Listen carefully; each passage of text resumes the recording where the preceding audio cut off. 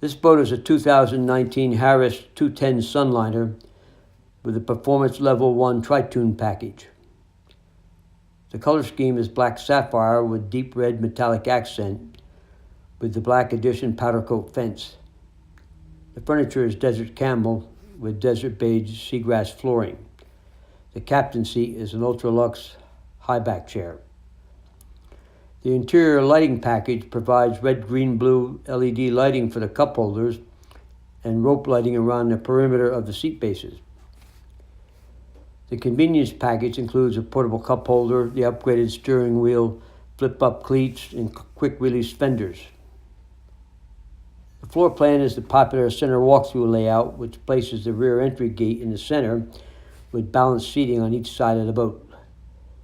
There's a changing room with a privacy curtain, an upgraded stereo sound system, and a stainless steel ski tow bar. The bimini top is the extended 12-foot version to provide a larger shaded area.